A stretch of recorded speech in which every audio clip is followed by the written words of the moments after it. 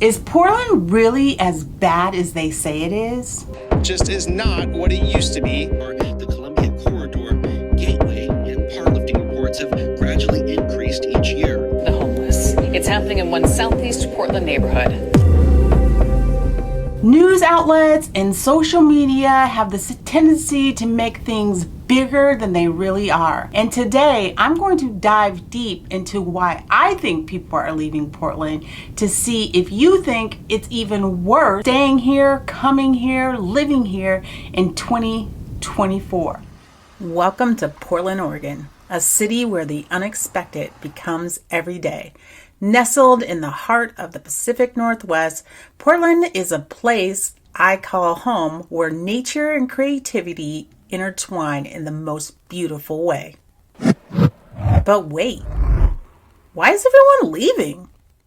Hey everybody, welcome back to my channel. Today we're diving into a very hot topic, and that is why people are leaving Portland.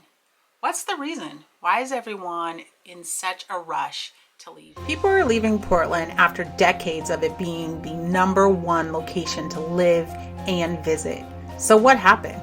Well, growing up here, I've seen it firsthand. It seems like yesterday when we had the most beautiful city and a most desirable spot to come and just hang out. But near 2017, that all changed. Crime rates, they shot up.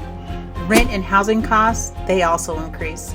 The homeless issue got out of hand, and much, much more. Today, we're going to dive into the reasons why I believe people are leaving Portland. These won't be in any particular order, but let's get started. Number 1, housing and affordability. Number 2, crime. Number 3, environmental changes. Number 4, the homelessness. Number 5, taxes. Yeah, let's talk about affordability. One of the most prominent reasons why people are leaving Portland in a mass exodus is the rising cost when it comes to housing, and that it could be a rental, it could be you're buying your first home, a second home. The dream of owning a home in Portland is becoming increasingly out of reach. Prices are climbing, and the availability of affordable housing hasn't kept pace. Look, I'm a real estate agent, so I totally know the feeling, and I've seen many houses that I'm like, what? That price? So I totally get it. Portland is known for its natural beauty, but in recent years, we've seen a drastic increase in crime, which is causing concern for all local residents. We're going to dig a little bit deeper today.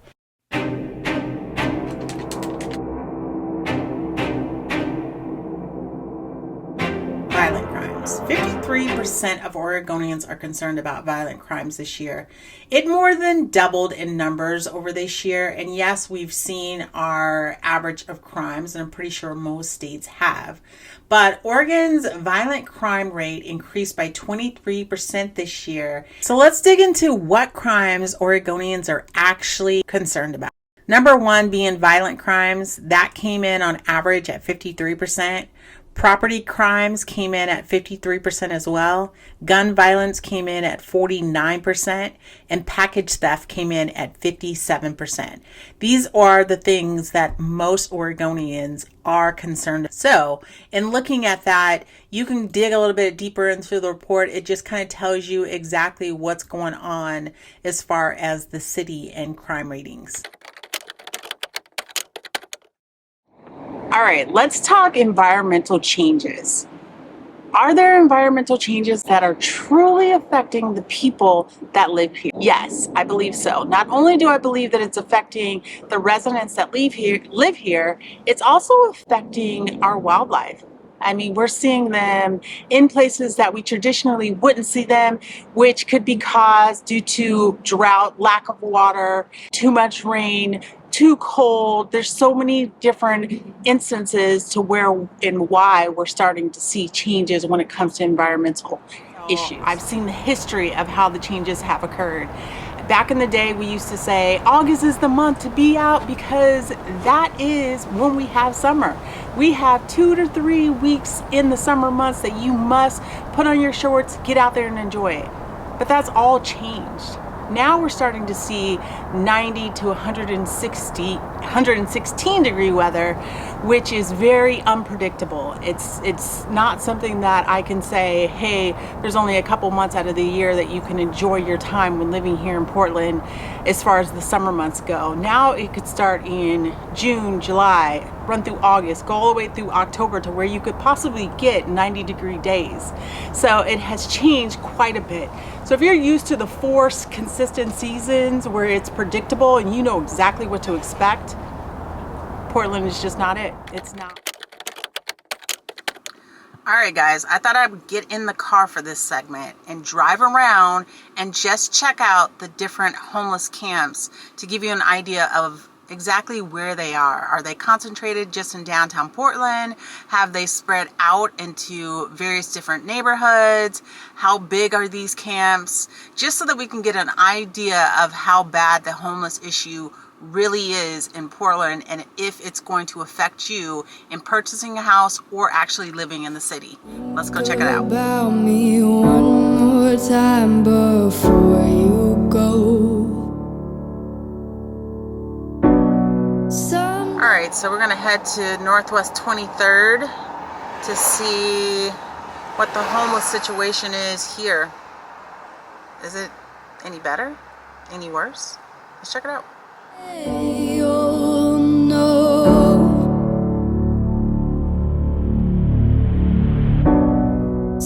Don't see any homeless yet.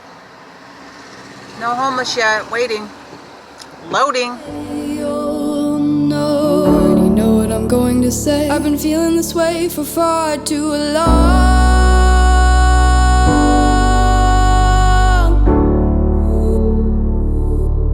And now you're gone.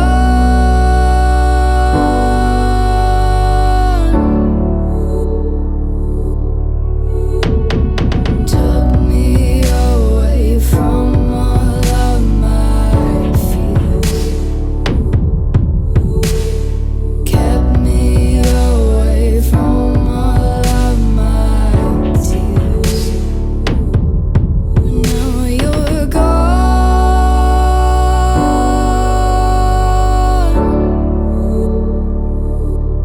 And now I'm lost. Now, I'm not gonna lie. I could go to the homeless camps where I know they are and show you just those camps and make it just blown out as big as I could possibly do it. But I'm not gonna do that. I want you to know the real, the truth.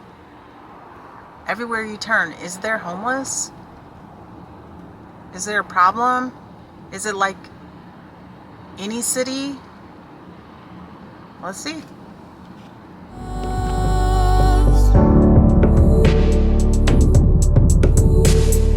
Finally, I think I can see clearly. I'm not gonna lie, this is the second time that I've done this, to where I was just driving around in the city and looking to see if I can find homeless camps. And there are homeless camps. I'm not gonna lie, there's homeless camps, but they're few and far between. I mean, downtown, you expect it. You expect to have homeless camps. I mean, I remember growing up and seeing homeless camps downtown. But I think it really gets interesting when we head into neighborhoods. That's where it's affecting the residents, because downtown, you expect it, you see it in every city. But when you start to get into neighborhoods and people are camping in neighborhoods, that's where it becomes an issue, at least for me. Can we work it out? Only time will tell. It's gonna take a lot, 'cause we've been through hell. I can't be without you. I've tried and I failed. So can we work it out? Only time will tell. What do you keep telling? All right, guys, last but certainly not least, we are going to dive into taxes. Yes, and Oregon does not play around when it comes to income taxes. We're gonna dive into this bracket right here to show you a good idea of what it looks like when it comes to income taxes, and be reminded that every situation is completely different. So use the numbers that are factual to your situation, and there are many of calculators on the internet that you can find, plug in your information, and it will give you a realistic number. But let's dive in. All right, as you can see here, this is the individual income tax rates as of January 3rd, 2023. And in looking at this here, it looks like Oregon is at 9.9%. In California, if we're comparing it to California, is at 13.3%. So there is a slight difference there. But check out all the ones in gray that do not have any income tax. Food for thought. I mean, if I didn't love my city as much as I do, I'd be heading for the hills too. I'm not gonna lie.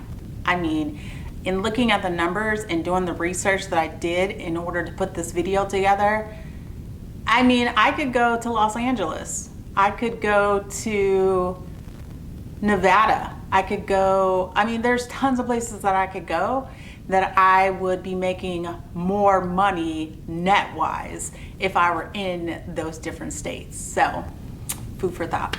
Then there's property tax. And on average, for property tax, Portlanders are paying about 1.7%. It's not the highest, but it definitely adds up. Just as it is with income taxes, every homeowner's property situation is going to be a little bit different. However, you can jump on this website, smartassess.com, which it will allow you to compare property tax in certain areas. Let's take California, specifically Los Angeles and Happy Valley, Oregon, for example. If you type this in the calculator, it shows that if you purchased a home today in Los Angeles, with the assessed evaluation of $500,000, you should expect to pay $4,100 annually in property taxes. And if we compare that to Happy Valley, you're going to pay just about $5,400 in taxes. And yes, you may be paying a greater amount, or maybe it's a little bit less. It's going to depend on the tax area in which you live in. And don't think we forgot about you renters. The cost normally trickles down in the rent prices. Think about that the next time you go to rent your next apartment. In conclusion, you just have to remember that the decision to leave Portland is a complex one. It doesn't have to do with one thing. It may not just be the crime. It may not be the environmental changes. It may not be the taxes. There's a combination of a reason why people are leaving. It's not just one thing that are leading people to leave this beautiful city. There are multiple things that lead to that, and you always have to remember that. When you're going to any city, whether it's here in Portland or somewhere else, there are still people like myself that love the city and don't see themselves going anywhere. But on the other hand, you always have a small group of people that are willing to leave and are looking to move. So if you have any concerns about our beautiful city and want to know more about it or more about these topics, feel free to reach out to me at any time. I'm always here for you.